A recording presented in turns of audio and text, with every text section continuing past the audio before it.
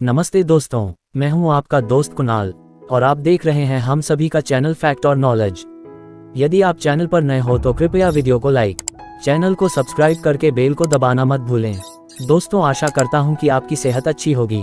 दोस्तों, आज के वीडियो में हम आपको कैप्सूल के कवर के बारे में जानकारी देंगे। तो चलिए जानते हैं कैप्सूल के बारे में कुछ महत्वपूर्ण जानकारी। दोस्तों, आपको तो पता ही है कि मरीजों को कई बार दवाइयों में टैबलेट्स के साथ कैप्सूल भी दिए जाते हैं।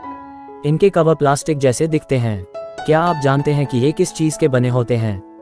शरीर में जाने के बाद कैप्सूल के इन कवर का क्या होता है?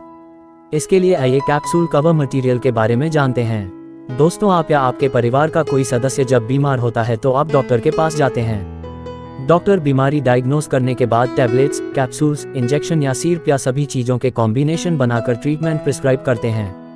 इनमें कई कैप्सूल्स को देखकर लगता है कि उनका कवर प्लास्टिक से बना है और कुछ कैप्सूल को देखकर लगता है कि उनके कवर सॉफ्ट रबर से बने हैं। लेकिन दोस्तों, क्या आपके दिमाग में भी कभी ये सवाल आया है कि कैप्सूल के कवर किस चीज़ के बने होते हैं? क्या कभी सोचा है कि इस कवर का शरीर में जाकर क्या होता है?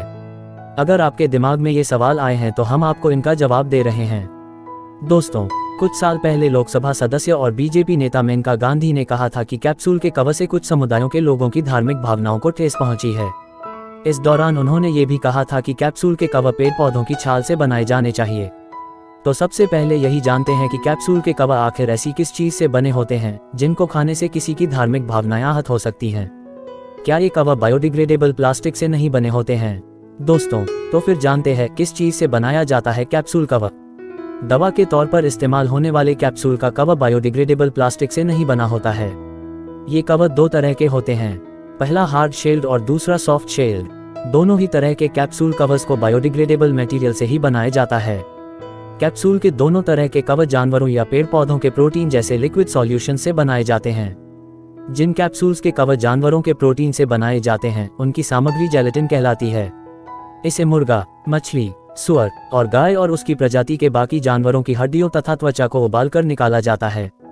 दोस्तों, जानते हैं कहाँ मिलता है कैप्सूल कवर का सेल्यूलोज? कुछ कैप्सूल्स के कवर पौधों से मिलने वाले प्रोटीन से बनाया जाता है। ये प्रोटीन पौधों की छाल से निकाला जाता है।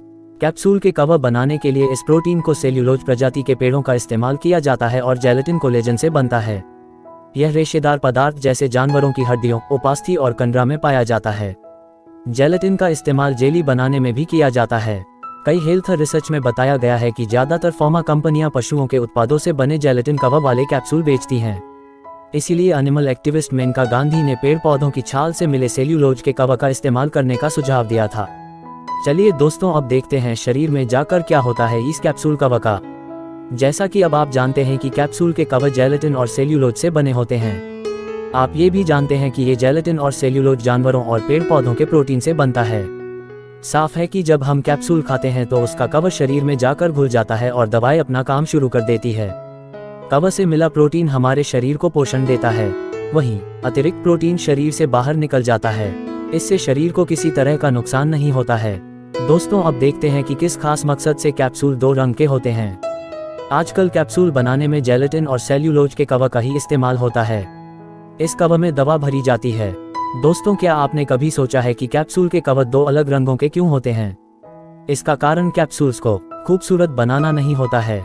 इनमें कैप्सूल का एक हिस्सा कैप और दूसरा हिस्सा कंटेनर की तरह काम करता है। कैप्सूल के कंटेनर वाले हिस्से में दवाई भरी होती है, वहीं कैप वाले हिस्से से कैप्सूल को बंद किया जाता है। कैप और कंटेनर का रंग अलग इसलिए रखा जाता है ताकि कैप्सूल बनाते समय कर्मचारियों से गलती न हो। दोस्तों, ये थी कैप्सूल के बारे में कुछ महत्वपूर्ण जानकारी। कैप्सूल के बारे में यह जानकारी आपको कैसी लगी और इसके बारे में आपकी क्या राय है, वो कमेंट बॉक्स में जरूर बताएं।